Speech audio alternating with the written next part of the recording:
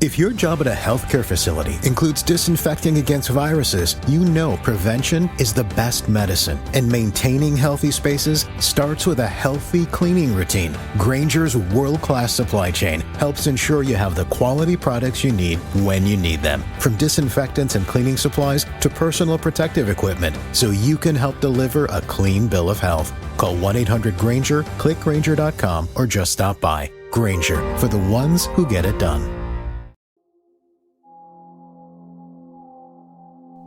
Darkcast Network.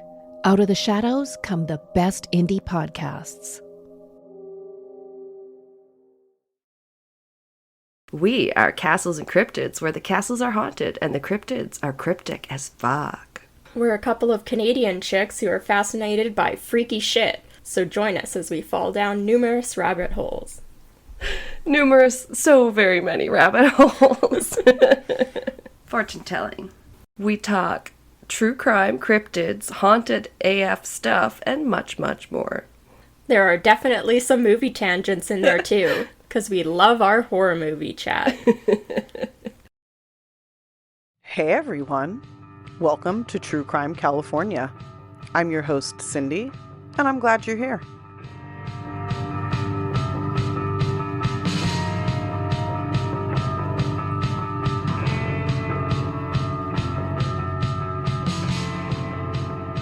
Hey guys, I'm back. This time, only 1 week between, as promised, and coming back with one of my favorite cases, one of my favorite California cases. I don't want to get too political, but I'm going to say right now that I love it when certain people get their just desserts. As it said, man, I'm getting old saying shit like just desserts. Like, what is going on? When you hit your 40s, you just become kind of a dork. Like, there's nothing glamorous about it. You get wrinkly, you get tired, and you start saying shit that you would have laughed at 20 years earlier, 10 years earlier. I would have made fun of myself 5 years ago, probably. I mean, I'm making fun of myself right now, but I still do that shit. So I don't know. It's kind of messed up. Anyway, thanks everybody for tuning in again. I try not to do too much personal stuff here. Just try to get into the cases because I think that's really what people want. And I want to give the people what they want. So I'm just going to give you a case and hopefully everybody likes it. It's one I love. I'm going to do the case of the murder of Sherri Rasmussen.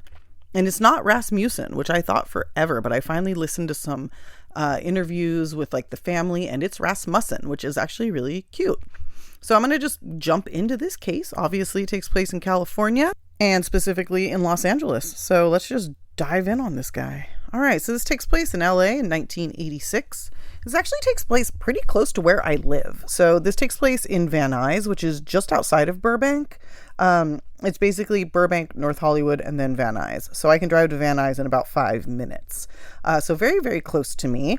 And some of the places like where she works are all familiar to me, which you guys know I love. That's why I'm doing a California true crime podcast, because I love knowing the areas I'm talking about. It's kind of fun. So anyway, we're going to talk about our victim, Sherri Rasmussen. She was born February 1957 in Walla Walla, Washington, and was raised in Scottsdale, Arizona. She and her family were all Seventh-day Adventists, and after graduating from a Seventh-day Adventist high school, Sherri went to a Seventh-day Adventist college in Loma Linda, which is out here in California, about an hour and a half east of Los Angeles. So this is not super far from Arizona by any means, but she definitely, left the nest a little bit. That being said, the Seventh-day Adventists have the second largest education system in the country after just straight Christian schools. So she made the move more based on a school that met with her faith, but I believe she attempted to stay at least fairly close to her family. So I think that was sort of what predicated the move. Was it was a school she wanted to go to, it fit with her faith, and it was still fairly close to home. Sherri went to school for nursing, and after graduating, she moved to Los Angeles and worked for UCLA. She also got her master's during this time, her master's in nursing. She was an amazing woman, super smart and extremely hardworking. Like, she skipped grades when she was younger. She was just a brilliant mind. And by her mid to late 20s, she was not only the director of nursing at Glendale Adventist, which I've gone to many times, but she also gave lectures and taught classes to nursing students. So she's not even 30 years old, and she's just like a force of a woman. Very, very impressive person. Now, around 1984, Sherri met a man named John Rutten at a Roaring Twenties party. The two hit it off immediately and began dating, with things turning serious very quickly. Within a year of meeting, the two were engaged and married in November 1985. Prior to this, Sherri's dad, Nels, had bought her a condo in Van Nuys, though Sherri paid him the cost of the mortgage monthly. So I think it was the type of thing where he basically put the down payment down for her because she didn't have it, and then she just made the payments.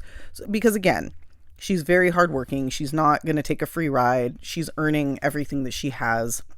So I thought that was cool that he did that for her. And I also thought it was cool that everything I read made a point to say, no, she was paying for it. Like, he had the down payment. She's young. She doesn't have much savings, but she's very responsible, and paying. Now, once married, John moved in with Sherri.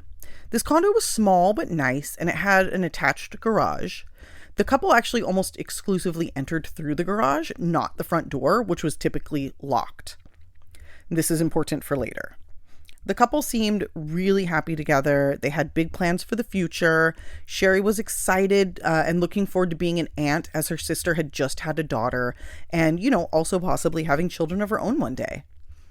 Very unfortunately, this was not to be, as on February 24th, 1986, tragedy struck.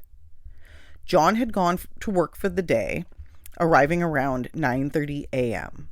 Sherri was also scheduled for work and was supposed to give a motivational speech, but she found this to kind of be a waste of time, so she decided she might call in sick that day. Now, she hadn't said for sure, but she was thinking about it, because she didn't feel that the motivational speeches she was asked to give had the effect that her employers wanted them to have.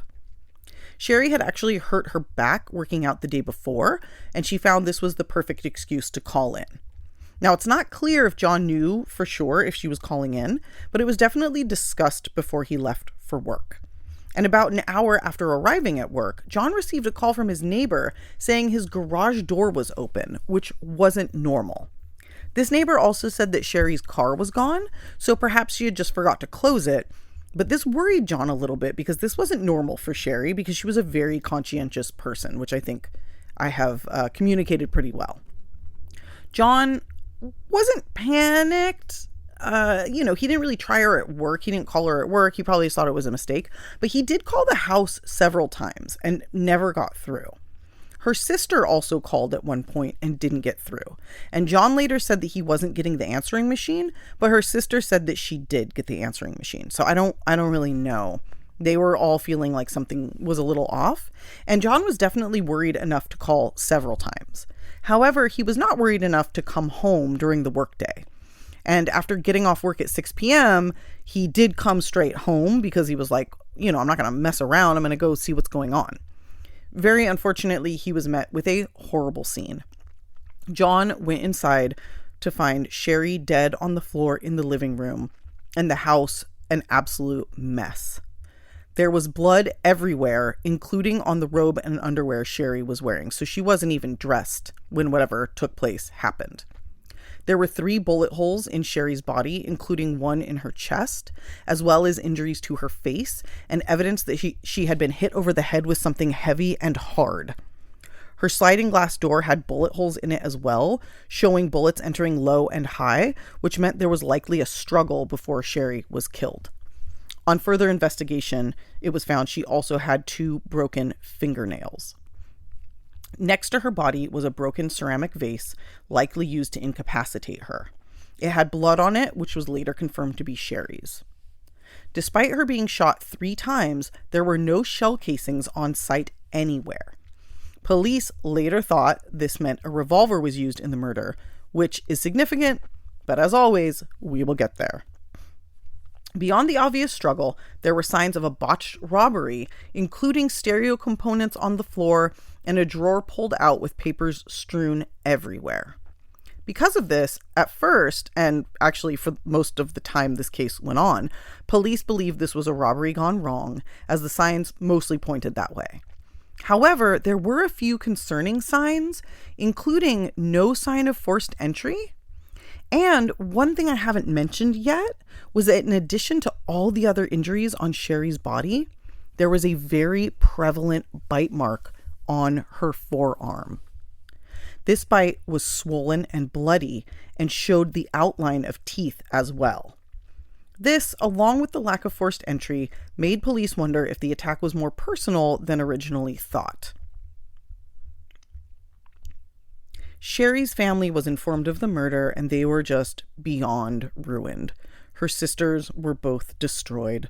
Her younger sister said Sherri was the anchor of the home, while her older sister remembered her as loving, steady, caring, and just generally wonderful. The family was just beyond upset, and they were her biggest champions throughout this entire case.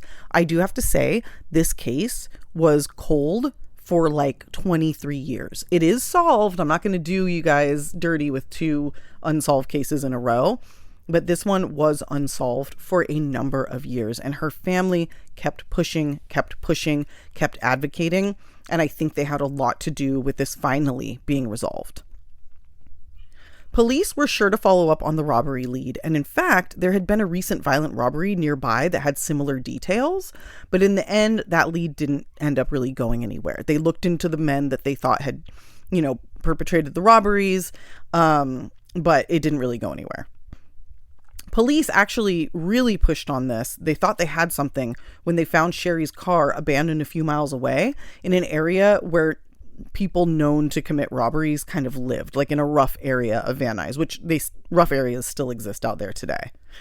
When they found the car, which again, like I said, had been missing, it had bloody fingerprints in it that didn't match either Sherri or John. But all suspects in the case were ruled out as their fingerprints didn't match either. So the men that they thought had perpetrated the other robbery were tested against these fingerprints and they didn't match. Police obviously also looked very carefully at John because it's always, the spouse, and they found some troubling things. Now, first, the couple had only been married for 3 months and were already having money problems as John was a really big spender. Sherri, ever steady and reliable, was definitely not this way, which you can imagine created some problems between the two beyond even the stress of John spending all the money. John was also, of course, the last person to see Sherri alive, as well as the first person to see her dead. Those are not good things for a suspect. That makes you look pretty guilty. Or not guilty, but, it makes you a pretty solid suspect. That being said, police checked his alibi of being at work, and it was solid. He had multiple coworkers who saw him at work all points throughout the day. There's no way he could have left.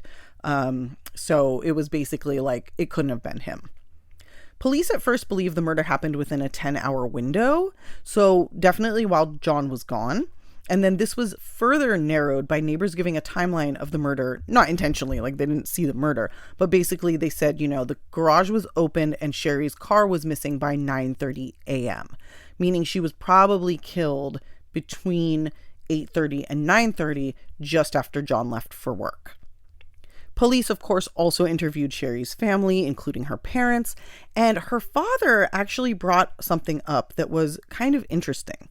He said that one of John's former girlfriends had been causing problems for Sherri, but that they didn't know her name. So police now have something of a lead with this. The family said that this ex had come by Sherri's work at one point, and that Sherri had mentioned her more than once as being a problem or even possibly stalking her, although Sherri said she didn't have any proof of this. Police, of course, took this information to John, and he said that while he had a girlfriend from many years back, there was nobody that he dated very seriously or anybody who would do anything like that or had been around hardly at all in the past years. Because of this, police chalked it up to the family being upset and overthinking minor things, and because John didn't really give them any specific names to follow up on, they let this go as well. After this, the case went cold, and honestly, It was cold for a very long time. Finally, in 2001, 2 police were assigned the case as part of a push to solve cold cases in LA County. At this time, there were over 8,000 unsolved cold case murders, which is absolutely insane. But considering that in 1986 alone, there were nearly 900 murders in LA, it makes sense that over the years, the cases would build up. And the 900 murders in 1986 weren't all cold cases by any means, but that's a lot of murders. So you could see how you could end up with so many. And LA was like, there was a lot of crime in LA in the 80s, the 90s. It finally started to sort of turn around in the early 2000s. And that's why these guys were given the case, because they were like, we finally have a little bit of breathing room to start looking at things again. And these 2 investigators started looking at the case, but unfortunately got pulled off of it before they could do much with it. Now, this was because of the grim sleeper serial killer who was very active at that time in LA, like in the early 2000s. All hands were on deck to catch this guy, but as a note, he wasn't caught until 2010. We'll definitely cover him at some point, but I thought it was interesting that the serial killer specifically played a part in why this case took so long to crack. Anyway, before they were pulled from the case, these 2 investigators were able to make some really big headway. Now, as we all know, DNA wasn't a thing in 1986, but it certainly was in 2001. And as I've noted, there was a bite on Sherri's arm. Now, even back in 1986, forensic scientists had the presence of mind to take a swab from the bite, and that swab collected saliva. That swab in 2001 was put through the system, and it came back with some very interesting information. The saliva from that bite belonged to a woman. This, of course, was a big left turn for investigators who were obviously expecting male DNA. Either John's or a burglar's, but definitely not a woman. And unfortunately, the woman seemed to have no criminal record, so police were unable to make a match of any kind.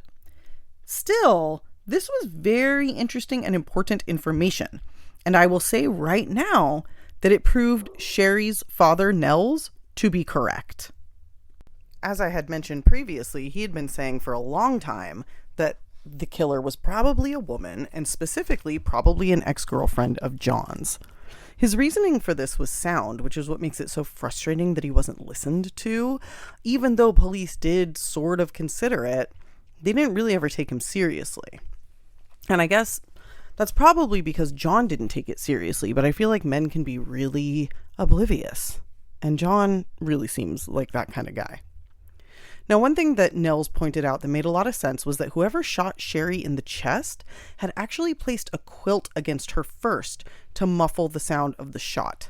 This means that the murder was deliberate and not just the result of a struggle. So while there were a couple of bullet holes in her sliding glass door behind her, the one to her chest was after she was already incapacitated, laying on the ground. And it was a very deliberate and close contact shot. It was basically like the quilt was the only thing between the gun and Sherri's body. So that is extremely personal and definitely not just a result of an accidental robbery. Unfortunately, as we know, the family was shined on for a number of years, and even after this DNA evidence was found to support their theory, the case was shelved again because police had too many current murders to investigate. Fast forward about 7 years to 2008, and investigators again find the time to start digging into cold cases. This is a different set of investigators altogether, not the same ones from the 80s, not the same ones from 2001, and this set of investigators started looking into Sherri's death. Pretty quickly, they found it very likely was not a robbery, which, duh. To that point, that had been the prevailing theory. I mean, I guess once they knew there was women's DNA, maybe they were rethinking it. But again, the case got shelved. So now finally they're looking at it and they're like, no, it wasn't robbery. There's too many things about the murder that didn't fit. Like the fact that none of the bedrooms were ransacked. And bedrooms are typically where people keep their valuables. So that's where robbers go. Another thing was that the house was in the middle of the neighborhood instead of on the outskirts, and robbers rarely hit houses that are in the middle because it's too dangerous. And once again, as noted before, there was no forced entry. Now, one thing that police found out when they were talking to John, remember I said that they usually go in through their garage and their front door remains locked. The night before the murders on February 23rd, John and Sherri had friends over, and these friends came through the front door because that's what they would do. They wouldn't know to go through the garage like John and Sherri did. As a result, John forgot to lock the front door at the end of the night because he wasn't used to using it. So there's a very easy way for someone to get into the house. Now, be that robbers or not, it's still interesting that the night before these attacks, that door was left unlocked accidentally. Now, there were other things that sort of pointed away from it. You know, again, the gunshot being so close, the kind of the things that I talked about. So police are thinking like, yeah, this was somebody personal to Sherri, and it was a woman. So they then start looking into the women in Sherri's life. Her sisters and her mother gave DNA. They were ruled out. It turned out that around the time she was killed, she was having a dispute with someone at work who was upset with her for not giving them a promotion. So that was looked into. They were excluded as well. That was a woman and her boyfriend, and they excluded the woman. So now they bring John in again, and they interview him again, and they say, let's go back to what the original cops were told by Sherri's family. And by the way, Sherri's family had continued this whole time putting out rewards for information, you know, forwarding the idea that it was an ex-girlfriend, that it was somebody who knew Sherri, that it wasn't random. They've been advocating for Sherri this entire time. So finally, cops go to John and they say, okay, let's talk about your ex-girlfriends. Sherri said there was someone harassing her before her death. And John's like, yeah, I remember being asked about this, but I don't really know who it could be. He says, you know, I did have a girl that I dated off and on in college. She definitely wasn't a girlfriend, but maybe you could talk to her. And the cops are like, great, what's her name? And he says her name is Stephanie Lazarus. So now we have a name. Stephanie was somebody that John dated very casually while in college and for a very short time after as well. During this time, John continued to date many other women as well, but Stephanie unfortunately fell head over heels, although she didn't really make that super clear to him. The two of them took trips together out of town, spent nights together, but to John it was nothing serious and they never put a label on it. And when he met Sherri, he basically cut off all romantic contact with Stephanie pretty much immediately. He and Stephanie continued to talk here and there as friends, and Stephanie never really gave any indication that she wasn't okay with that. But I think we all know that's kind of something that people will do so that they can stay in the life of somebody that they're infatuated with or in love with. So Stephanie sort of had this front where like she was pretending she didn't care. She just wanted to be friends. It wasn't a big deal. And this kind of went on until just after John and Sherri were engaged.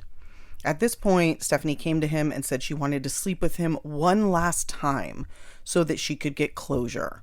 She also told him that she loved him. John, unfortunately, agreed to do this, telling her afterwards that nothing had changed and that he would be marrying Sherri, but they could still be friends, which to me is pretty shitty behavior on his part. He later came forward and said he really regretted it, but he just didn't know what to do to calm her down, which feels like a cop-out. While being interviewed, John recounted all of this with a very large amount of regret, very deep regret, but the damage had already been done. It's something that he had done. Shortly after their sexual encounter, Stephanie found out where Sherri worked and confronted her, telling her everything. Stephanie, of course, did this to try to break them up, but it didn't work. John came clean to Sherri, apologized, and told her it would never happen again, and that he loved her. The two reconciled and were married as planned that November. Stephanie continued to come around even after this, quote unquote, as a friend. Now, if I were Sherri, I would have put a very quick stop to this, but she was a much nicer and more patient person than I will ever be, unfortunately.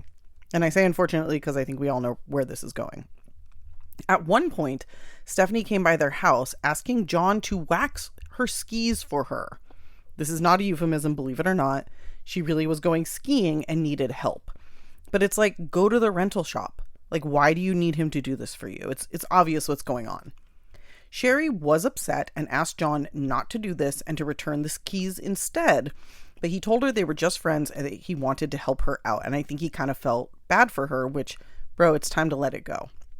Sherri was able to convince John to not take the waxed skis to Stephanie's apartment because she did not trust him to go over there, which is smart, but also unfortunate. Like, what is this relationship? And instead, Stephanie had to come by the house to pick them up. When she did this, she did so in her full uniform, which included a gun. Why did her uniform include a gun, you ask? Because she was a member of the LAPD. Now, one of the things I didn't mention is that during their confrontation at Sherri's work, Stephanie had told her, quote, "If I can't have him, nobody can, including you." Because Stephanie was a cop, Sherri figured it would be pointless to report the threat, instead telling her father and then also confronting John. But I don't even know if she told John that Stephanie said that, because I feel like if she had, then the first time he was asked about this, he might have come forward. I feel like she almost kept John out of it for some reason, but she did confide in her father about what was said. And I wanted to call that out because yikes. But yeah, I think she just tried to not really tell John anything unless Stephanie was like actually hanging out. And then she would say, you know, don't wax her skis. This is not cool. But she kept it pretty chill. Now, after Sherri's murder, John moved out of the condo as he couldn't handle living there emotionally or financially. He moved back in with his parents for a time down in San Diego. And after a couple of years of this, you'll never guess who just happened to come around. John and Stephanie began very casually dating again, even going to Hawaii together at one point. By 1991, things had sort of fizzled between the two, and John moved back to LA and met his second wife. I want to say right now that I'm not a fan of this man. I feel like he always gets a pass when people talk about this case, but I can't give him that. He has to be so, like, completely oblivious and selfish. Like, what the hell is going on? He's got this beautiful, brilliant, amazing wife, and this is the way that he acts, and then, like, hooks back up with this chick after she's dead. Like, it's so disrespectful. I cannot deal with this guy. Anyway, I feel like because his wife died, everybody feels bad for him, but I feel like he's a big part of it, you know? Like, his actions are not without consequences, and very bad, big consequences for not just him. Anyway, whatever. I have to get it off my chest because I hate how people just give him a pass. Like, everything you read about this, he's like a good guy. And I'm like, no, he's fucking not. Anyway, okay.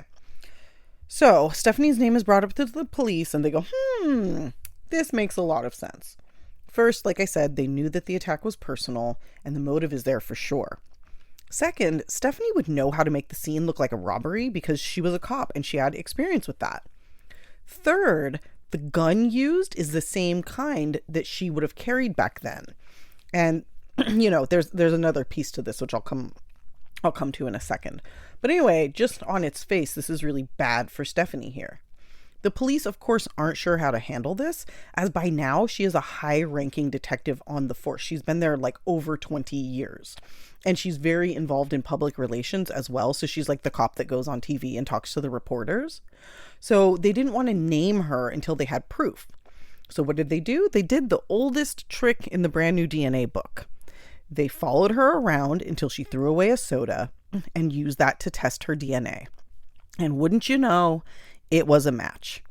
They then brought her in for questioning under the guise of having a suspect for her to interview. She worked with like art theft and like art, like, I don't know exactly how to explain it, but that's what she worked in. And they said, oh, they have a guy who knows something about stolen art. Can you come talk to him? And they had her do it somewhere in a room where she's not allowed to have a gun because they were like, you know, she might try to kill herself or us. Like, she's a murderer. She's dangerous, you know? So they start the interview and pretty quickly she realizes what's going on. I've watched footage from this and it's kind of crazy. She's not an actress. I will tell you that. It was so bad. It was so obvious. She denies everything, downplays everything, but the DNA don't lie. So she was arrested on the spot. Now, during the trial, the DNA was the thing that got her. but there was also a lot of circumstantial evidence as well, including that Stephanie reported her gun missing. It was her personal revolver. She said it was stolen out of her car with a gym bag about a week before the murders, which means this was super premeditated because that was absolutely the gun used in the murders. They also had a ton of diary entries by Stephanie about John, showing she was never over him and was in fact like pretty obsessed with him. Now, when the prosecution gave their case, they presented it that she had been stalking her. She had been planning this. And they also said that when the two women fought in the house, it had lasted as much as 45 minutes or more, and that the murder was extremely brutal and intentional. And this feels obvious. There's the broken vase. There's blood everywhere. There's multiple gunshots. Really fucking awful. The defense did, I don't know what they did. There's DNA. There's so much evidence. They didn't have a lot to say, and it took the jury only 8 hours to come back with a guilty verdict. Stephanie was given 27 years to life in prison, and it took 23 years after the murder took place for her to be arrested. She was recently up for parole, despite having only served something like 12 years, but she was denied, which I'm really happy about because to this day, she denies killing Sherri. And I think at a minimum, she should have to admit what we all fucking know. Because if you can't admit that when there is like irrefutable evidence, there's something very wrong with you and you're probably dangerous and you've probably learned nothing and you'd probably do it again. And to be honest, it's interesting that she was a cop for 23 years and like didn't have a record or anything against her. I would be really interested to see like what her track record was at the LAPD, because the LAPD is one of the most crooked police forces in the nation, possibly the world. So I'd really be interested to see what she got away with during her time there, because she's obviously down to get away with whatever she can. That's also just candidly, that's why I like this case so much, because I really like that she's a cop that got arrested and charged and had to go to jail for murder. And it's like, that doesn't happen that often. So it's always a good thing when it does. So anyway, we'll see what happens, but hopefully she remains in prison like everybody else in this state. Like, I don't know why she would get out when she did a premeditated murder in crazy cold blood after stalking someone over a man. I mean, that's the most senseless fucking murder ever. It's not a crime of passion or in the heat of the moment, you know, cold and calculated. Absolutely horrible. But anyway, that is the case. This is a little bit of a shorter case, but an interesting one and a classic, to be sure. This is definitely quintessential California true crime, and I'm really happy to share this story with you all. I'm also really happy to be back on a regular schedule, and again, I apologize that I took some weeks off. Things got a little wild, but we're back. We're in business. Please like, rate, review, share with your friends and family. Make sure to subscribe, tune in weekly, and I'll be back next week with another California tale. Until then, stay safe.